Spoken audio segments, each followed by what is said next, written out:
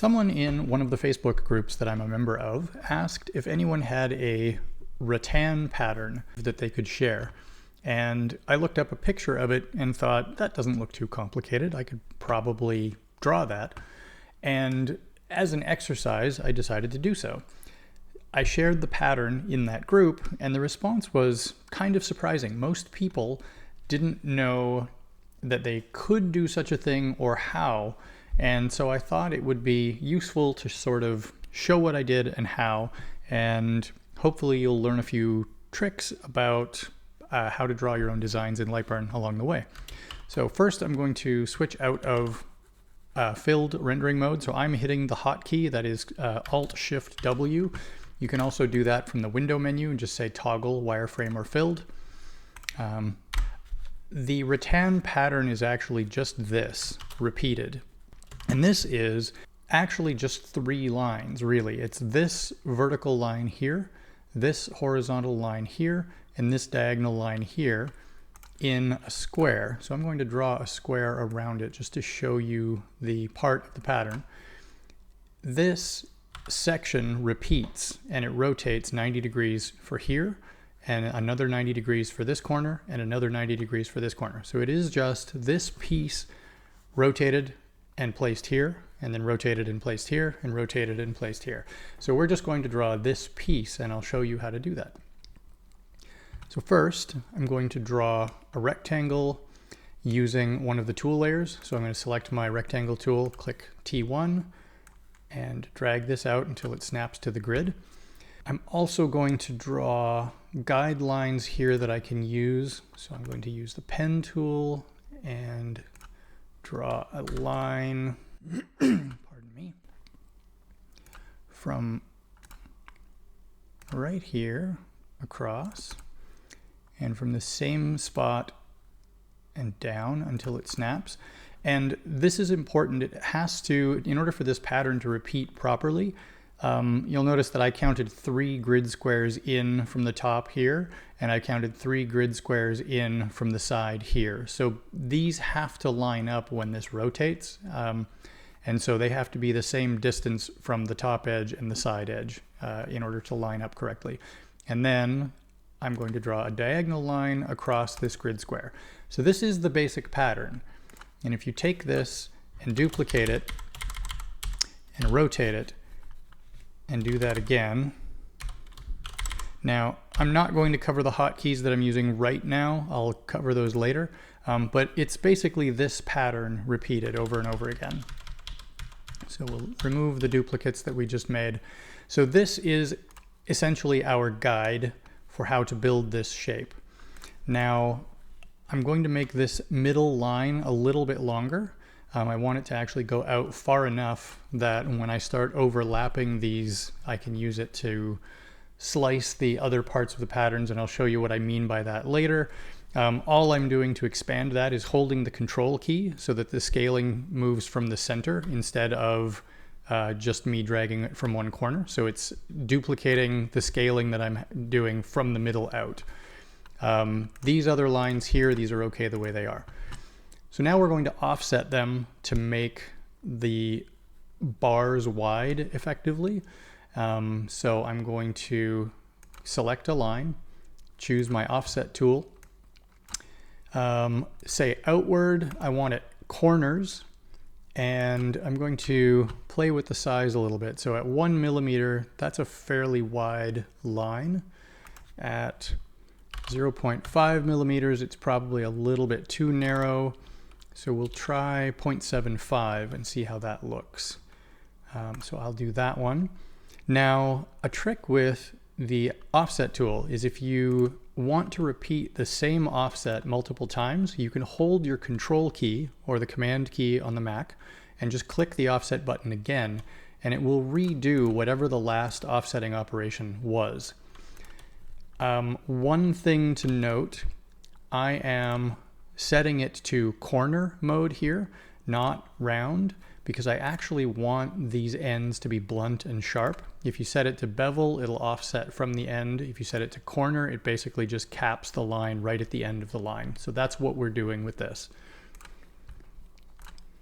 I'm going to do these three in black, so these are going to be the actual pattern that gets repeated, but I want gaps in between them so that you can tell that this line is going over or under the other lines, and those gaps need to be cut out. And so to do that, we're going to make another pair of lines, and I'm going to use the T1 layer again for this and do another offset. And this offset will say, try 0.9, maybe 0.95. That looks like enough. Maybe we'll even go just to a full millimeter. So I'll do that one, and then using the control offset trick again, I'm going to repeat that to get these three. And so now these are what I'm going to use as guidelines for when I'm cutting the black shapes here. So you'll notice that in this little square, this horizontal line goes under the other two, and this vertical line goes over the other two. So in order to make that happen, for the horizontal line to go under, we need to snip out the part that is here and here. And you can do that in a couple of ways, and I'm going to show you a couple different ways to accomplish this. So the first way to do it is to use the Boolean tools. So I'm going to select this rectangle, hold my Shift key and select the second rectangle, and then just say Boolean difference or Boolean subtract. If I click that, it cuts the second thing that I selected out of the first. And so you can see now that my cutting tool was consumed. It's no longer available for me to use, and it snipped itself out of these shapes. So I'm going to undo that for the moment, and I'll show you the other way to do it. And if I go to Edit Nodes and hover here, so in between existing shapes, if I hit the T key, it will trim the section of that shape away. And so now I can just select these bits and delete them.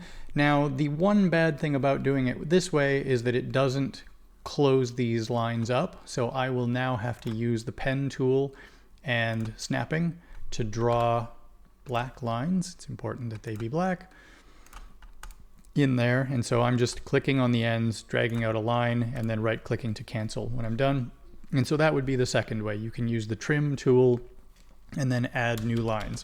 Now I'm going to back all of this up with the undo, because what I really want to do is use the Boolean tools because they're quicker. And so going back to my reference here, I want this one to be over both of the other lines. So I'm going to select this shape. In order to do this, I'm actually going to need to make a copy of this one because I need to cut twice. So I'm going to duplicate this, select this line, that one, and then Alt and the minus sign on the number pad is the shortcut for Boolean subtract. And so now I'm going to do it again from here. I'm also going to duplicate this one. Duplicate is Control D. So I select this line, that one, Boolean subtract. And so now this main black center line goes over the other two. And now I need this horizontal line to go under the other two, which means that I have to snip this piece away from it. So I'm going to duplicate this one, select this, and Boolean subtract again, or Alt minus. And now I have the basic pattern. I still need to correct this upper corner, however. The bottom corner here, if you look, this reference shape, basically the bottom corner is just as it is. The top corner, however, has a cutout, and so that's the part that we're going to do next. For the bottom, it's relatively easy for me to just snip this off, and I'm going to do that using node editing and the trim feature. So I'll ungroup this because it was grouped from doing the Boolean operations. I will go to node editing, and then I'm going to trim by hitting T to trim that line and this line.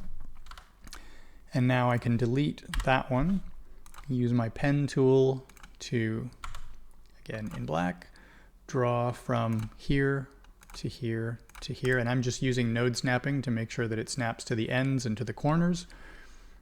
So that is this shape completed. And now I have to do the upper one. So to do that, I'm going to select all of this, and actually I'm going to select it using the crossing selection. So if you drag from left to right, you get a red rectangle, and this is called an enclosing selection. It captures everything inside it and nothing outside it. If you drag from right to left, it's called a crossing selection, and it will capture anything that touches it or anything inside it. And so for an enclosing selection, I would have to capture all of this. For a crossing selection, I just have to make sure that it's touching. So it's a little easier sometimes to use the crossing selection. They both have their uses. So I'm going to duplicate this whole thing, move it over, rotate by using my greater than and less than keys, and I'm going to group this whole thing just so it's easier for me to delete when I need to later. But now I have a guide here, and you can see this line right, if I undo that or ungroup that, this line I actually want to extend up like this so that I can use it as a cutter or as a guide. And so now I'm going to select this piece, go to node editing, hover over the piece that I want to remove and hit T to trim, and again over here. And now I can delete this and this, which I'm doing by just hitting the delete key after selecting them. I also need to trim this shape and actually turn it into just a little rectangle in the corner there.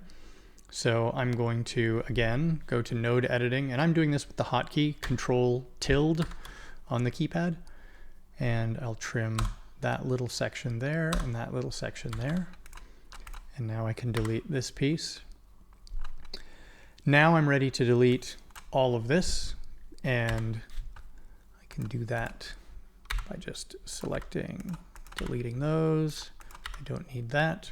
And now I need to finish off this little triangle and finish that line there. So I'm going to do that with the pen tool again. Wait until my cursor changes to a snap cursor. And that's pretty much it. At this point, I can hide the other layers that I have here. Whoops, I don't need to be in pen mode. Select this, and if I duplicate it, move it over and rotate it. Oh, I've done that wrong. I have a tiny little bit out there, and that's why that rotation didn't work correctly. So try that again. Oh, that time I captured that corner bit. So we'll do this using crossing selection so I don't screw that up again. Let me undo. Okay, so grabbing just the parts that I care about and rotating there. Now it's all lining up, and you can actually see that it all lines up. If I flip to filled rendering right now, if I go to toggle filled, you'll notice that not everything is filling. And that is because these shapes aren't closed yet. So this line I drew manually, this corner I drew manually, and so on. So I'm going to select these and then go to Edit, Auto Join Selected Shapes, or just Alt-J. And when you join shapes, it will close them up for you. So it's basically select all of the lines you want to connect together and hit Alt-J to join them. And I'll do these three up here. Alt-J. And there's still a line here that's not connecting.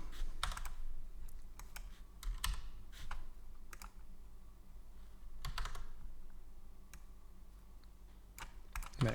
So I just used the node editing tool and dragged that one manually into place to get it to do what I wanted. And so now I have my shapes filling correctly. So if I grab the whole thing and group it all, now I can duplicate with Control D, move it over and rotate with the greater than less than keys. duplicate again, move it down, rotate it once, duplicate again, move it over, rotate it, and so on. And now if I copy this, change this to filled, we now have our rattan pattern and it's properly woven. So this will get you a rattan pattern that you can fill. It will not cut out properly because it's got these vertical lines in it. If you wanted to score it, for example, or cut it out, those vertical lines here where the breaks are would cause you some problems. So this version of the shape works well for filling, but it does not work for scoring. And so we can make a copy of it. We'll move it over here and remove the extra pieces that are screwing this up for when we want to score. And so if I ungroup all of this again, go to node editing mode, I'm going to hit D while hovering over these lines that I want to remove. So I just want to remove anything on a border edge of that square. So the outer square that kind of encompasses this whole thing is where these lines are going to meet each other when we tile the pattern. And so any lines on that outer square need to be removed. And so this version now is correct for tiling with scoring, pardon me. So if I move this and rotate, move this and rotate, you'll see that all of these lines meet up and it's a nice seamless pattern. So that version right there, if I group this, is now what we need for a scoring version of this pattern. So I'm going to create a copy of this one and do the duplicate and move trick to get it like this. So this version right now, if you were to group this whole thing, not just the corner, but this version of the pattern is useful for filling. And if I take this one, oops, not save, and group that, this version is useful for scoring. And I'll show you what both of those look like as grids. So we'll use the grid array tool now. And because the pattern is just a square, it tiles seamlessly. And if you zoom in, you can see that it's tiling nicely. So this, if you were scoring the pattern onto material, would give you the nice weave. And if I move this one out of the way and grab this one, flip over to filled rendering mode and do the grid array with that one. This one gives us a perfect fill and again tiles easily. You basically set your X spacing and Y spacing both to 0, and that's padding between edges. And because it is a square pattern, it just abuts properly and you get a nice tile. That's pretty much it. There is a third version of this pattern that I've made that is meant to be both scored and cut. And that one, basically you draw cutting lines around the inside here, very much like here. If I take this one, we'll move it back up here, snap it out there. So I'll ungroup this. I'm going to remove these other pieces of this, just so that I have something clean to work from again.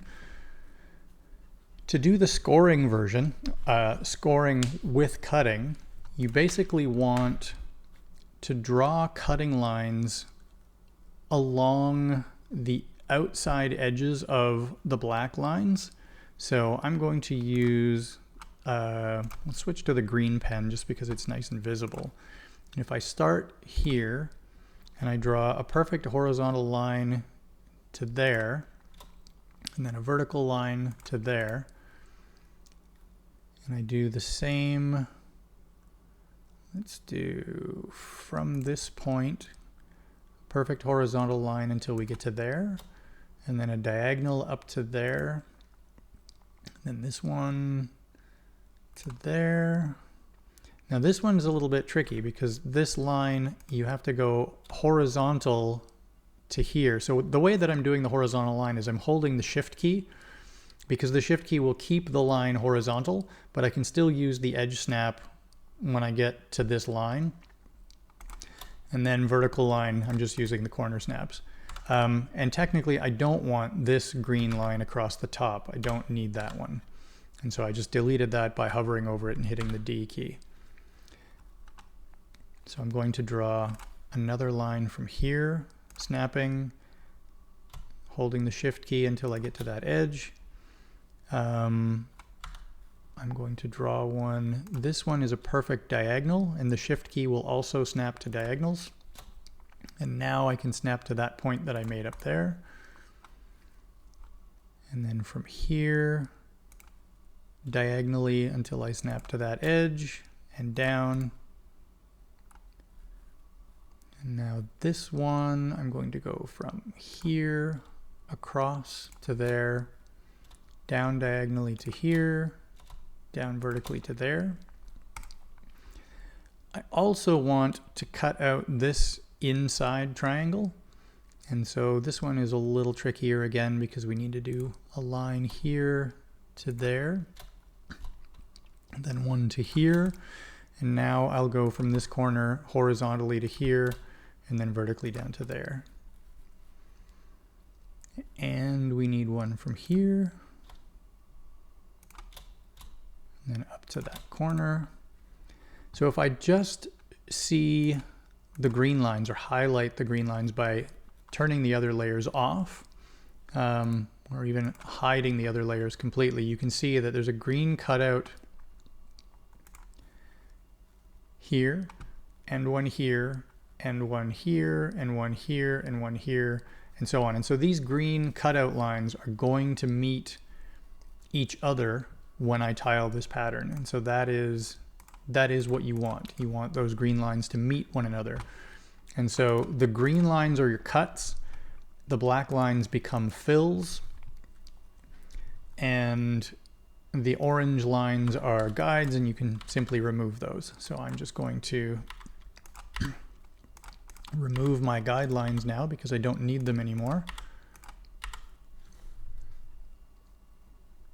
And technically, I don't need most of the black lines anymore either. If I hide the green lines, you can see that there are still black lines there, and most of those black lines aren't needed anymore. I really only need the black line here and here to show that this shape has been scored. So I'm going to set the green lines not to output just so that they are subtle. Select my black shapes here and go to node editing mode. I'm going to hover over this corner. I want to leave this section of the black line here. So I can do that in a couple of ways. I can trim, and trim will snip away the line anywhere between intersections. So that one works. You can also hover over a point and hit I to insert a node. And so that also works. I can hover over where these intersection points are and just hit I to insert new nodes in these lines. And then I can just delete the sections I don't want. And so again, hit I, hit D. I want to delete that line. I'm going to hit I here, delete that one, move over to this shape. I don't need that line or that one or that one or that one. On this shape up here, I don't need any of these three. On this shape, I don't need those two. On this shape, I need to keep these two sections here in the diagonal, and so those ones I'll need to insert new points. So I'm going to do that. Just wait until the crosshairs show up to show me that I'm hovered over a point and insert. And then I can delete the other points I don't want, or the other lines I don't want, by hovering and hitting D. And this one, just delete those two. This one, I can delete all three of these. Oh, I need to node edit. And so you can see I've now left scoring lines just to sort of highlight where the rattan pattern is supposed to look like it ends or crosses things. And the green lines are going to be the cutouts. And so the green lines are the ones where the laser will actually cut through your material and cut holes. So from here, if I group this, duplicate it, move it over and rotate, duplicate it, rotate, duplicate it, rotate. I'm just using the cursor keys or the arrow keys on my keyboard to move the pattern. And because I chose 10 millimeter square to do my work, each cursor movement here moves 5 millimeters, so it's just 2 keystrokes to move it over the right amount. If you weren't using a perfect grid snap like that, you can also just hover over the point like this, hover over a point and drag, and when you get to another point on your design, it'll snap for you. And so that works as well if your pattern is not nicely grid aligned like mine is. And so now, if I were to group this pattern, this is ready to go.